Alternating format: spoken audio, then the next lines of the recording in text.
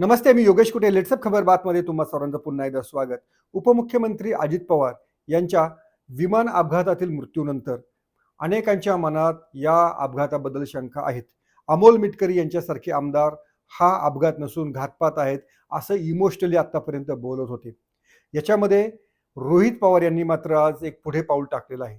त्यांनी काही तर्कसंगत प्रश्न विचारलेले आहेत, टोकदार प्रश्न विचारलेले आहेत. हा अपघात नसून हा मला घातपातच वाटत आहे असं धाडसी विधान केलेलं आहे. ही सगळी मांडणी करताना त्यांनी हा मला घातपात का वाटतो आहे, याच्या मागचं पाठीमागचं राजकीय कारण काय असू शकतं, याच्या पाठीमागे दादांचा दौरा का बदलला, विमान का बदललं, वैमानिक का बदलला, त्या वैमानिकेचं वर्तन कसं होतं, या साऱ्या गोष्टींवरती तब्बल 1 तासाच्या आपल्या प्रेस कॉन्फरन्समध्ये प्रकाश झोत टाकण्याचा प्रयत्न केलेला आहे. त्यांनी असे 10 प्रश्न उपस्थित केलेले आहेत की त्या प्रश्नाची उत्तरं त्यांना सरकारकडनं आणि चौकशी यंत्रणांकडनं हवी आहेत. आता हे जे प्रश्न आहेत, हे प्रश्न त्यांनी अतिशय समर्पकरित्या विचारलेले आहेत. याच्यामध्ये कोणतीही शंका नाही. प्रत्येक माणसाच्या मनामध्ये असंच वाटत आहे की हा अपघात अचानक घडला कसा काय? जे दादा अतिशय काटेकोर होते, त्यांनी आपला दौरा बदलला का? आणि वैमानिक हा एकतर रोहित पवारांच्याच टार्गेटवरती होता, हे देखील तितकं स्पष्ट आहे. या रोहित पवारांनी विचारलेल्या साऱ्या प्रश्नांचा रोख नक्की काय होता, ते प्रश्न काय होते, हेच या आपण विश्लेषणामध्ये पाहूया. सगळ्यात महत्त्वाचा प्रश्न की दादांनी 27 तारखेला, म्हणजे त्यांचा 28 तारखेला अपघाती मृत्यू झाला. 27 तारखेला बाय रोड पुण्याला जायचं ठरवलेलं होतं. त्यांनी विमानानं जाण्याचा पर्याय का निवडला? हा सगळ्यात महत्त्वाचा प्रश्न आहे. हा पर्याय त्यांना निवडताना काय कोणकोणत्या कारणांमुळे तो निवडावा लागला, तर त्यांनी काही थेटपणे आणि काही अप्रत्यक्षरित्या नावं घेतलेली आहेत.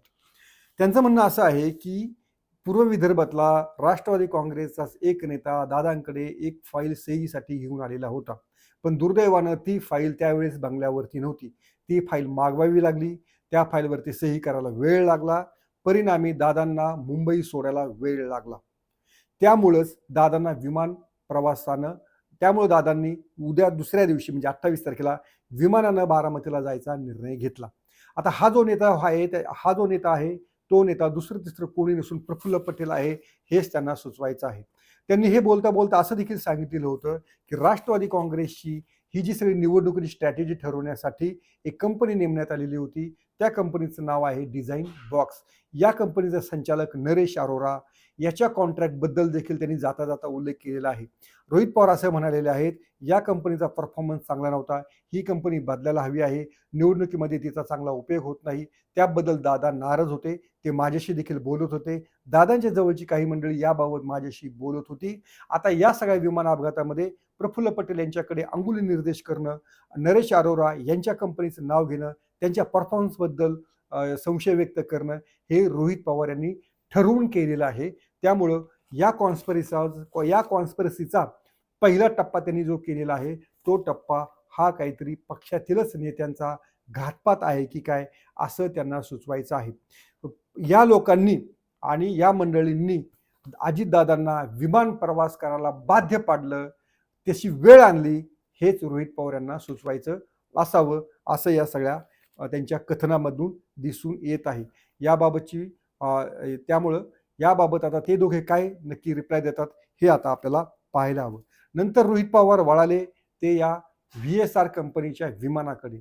या विमानाची देखभाल व्यवस्थित होत होती का? या विमानांचा मेंटेनन्स व्यवस्थित होत होता का? याच्याबद्दल देखील त्यांनी संशय व्यक्त केलेला आहे. त्यामुळे याच विमानाची निवड का केली? ती निवड कोणी केली? कशासाठी केली? याबाबत महाराष्ट्राचं जे हवाई संचालनालय आहे, या संचालनाच्या डायरेक्टरची देखील चौकशी झाली पाहिजे, अशी मागणी रोहित पवार यांनी या आजच्या प्रेस कॉन्फरन्समध्ये केलेली आहे. त्यांचा मुख्यतः सारा जो भर होता या साऱ्या घातपाताच्या पाठीमागे किंवा तो अंमलात आणणारा जो कोणी होता, त्याच्याबद्दल त्यांनी थेटपणे बोललेले आहेत आणि त्यांनी ते नाव घेतलेलं आहे. या विमानाचा चालक कॅप्टन सुमित कपूर. हा सुमित कपूर या अपघातात निधन पावलेला आहे आणि तरीही रोहित पवार यांचा त्याच्यावरील संशय कमी झालेला नाही.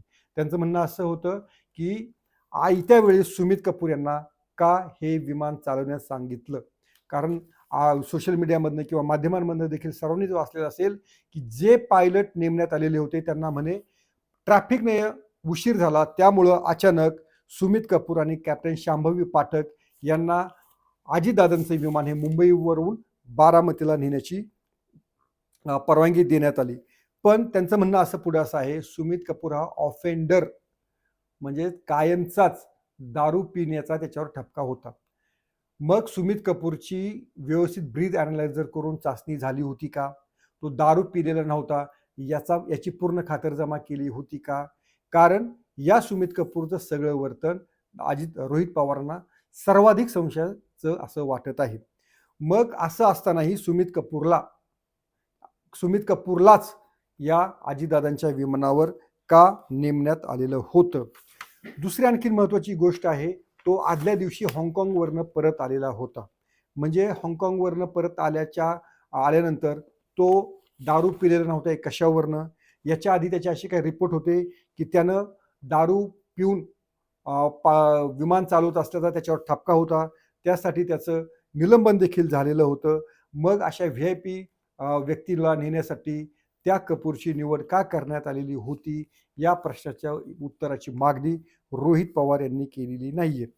याच्या आधी देखील त्याचे जे काही दारू पिण्याचे प्रसंग होते ते त्यांनी या प्रेस कॉन्फरन्समध्ये सांगितलेले आहेत. याच्याबद्दल उघड ठपका ठेवण्यात आलेला होता आणि जे वैमानिकांचं किंवा ज्या कंपनीचं जे सगळं संभाषण व्हॉट्सअपवरती चालायचं त्याच्यावर देखील या कपूरवरती उघडपणे दारू पिण्याबाबत ठपका ठेवण्यात आलेला होता. त्याला उघड खडे बोल सुनावण्यात आलेले होते. तरीही त्याच्या वर्तनामध्ये कोणताच फरक पडलेला नव्हता. त्यामुळं सुमित कपूर हाच या सगळ्या प्रकरणाचा मेन सूत्रधार आहे असंच रोहित पवार यांनी सुचवलेलं आहे. दुसरी गोष्ट अशी होती, बारामतीला व्हिजिबिलिटी होती किंवा नव्हती? बारामतीला व्हिजिबिलिटी होती का याचा असा प्रश्न मुंबईवरनं टेक ऑफ करण्यापूर्वीच विचारण्यात आलेला होता.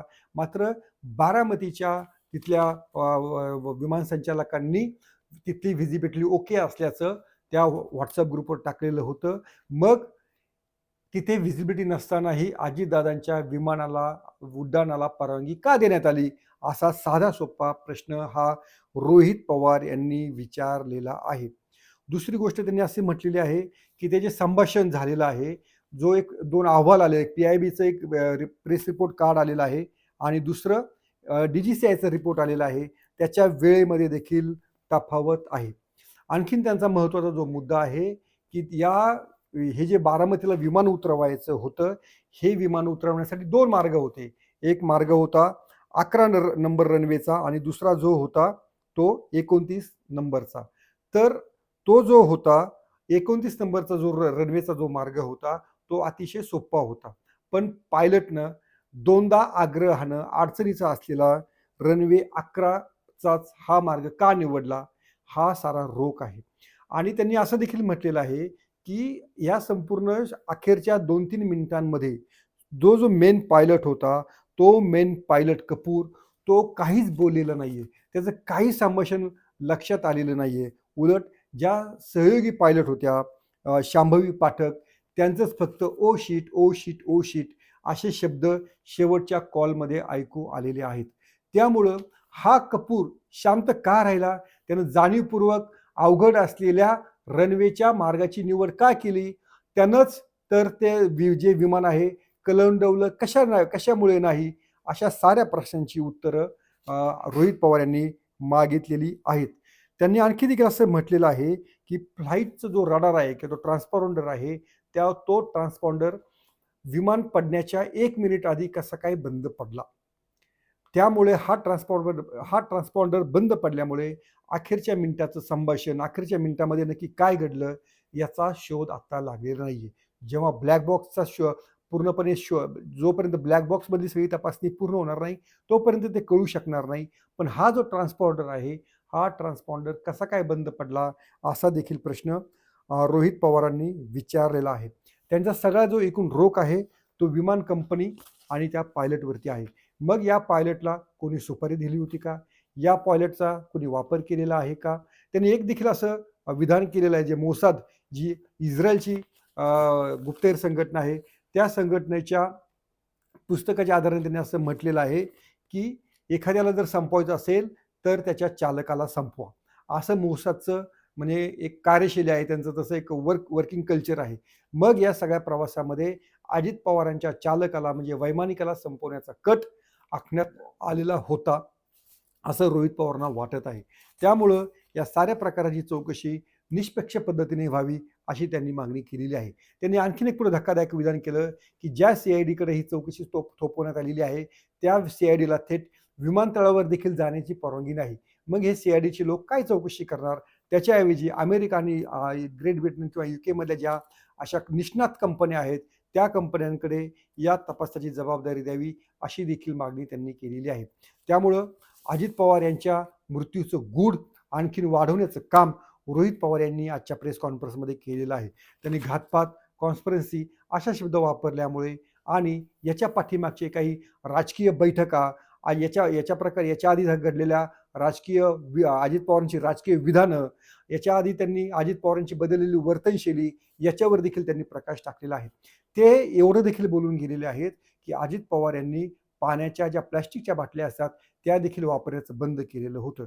त्यांचं म्हणणं असं होतं की अजित पवारांनी काचेच्या बाटल्या पाणी पिण्यासाठी वापरण्यासाठी का सुरुवात केलेली होती, तर ती का, तर पाण्याच्या बाटलीमध्ये जर काही आपला घातपात करायचा असेल, कोणी जर करत असेल त्या पाण्याच्या बाटलीमध्ये तर त्याचा तपास लगेच लागतो आणि ती स्वतःकडची बाटली असते, स्वतःच्याकडचं पाणी असतं. त्यामुळं अजित पवारांच्या या वर्तनामध्ये बदल का झाला होता. त्यांनी असं देखील म्हटलेलं होतं की माझा मित्र म्हणजे रोहित पवारांचा मित्र एक हेलिकॉप्टर घ्यायला निघालेला होता, तेव्हा देखील अजित पवार असं म्हणाले होते की तुझ्या जवळच्या विश्वासू माणसालाच ते हेलिकॉप्टर घ्यायला लाव आणि त्याच अशा विश्वासू माणसाच्याच हेलिकॉप्टरचा किंवा विमानाचा वापर तुम्ही करा. आजकाल काय घडेल, कोणाकडनं घडेल काही सांगता येत नाही. या अजित पवारांच्या विधानांचं वाचन रोहित पवार यांनी या प्रेस कॉन्फरन्समध्ये केलं.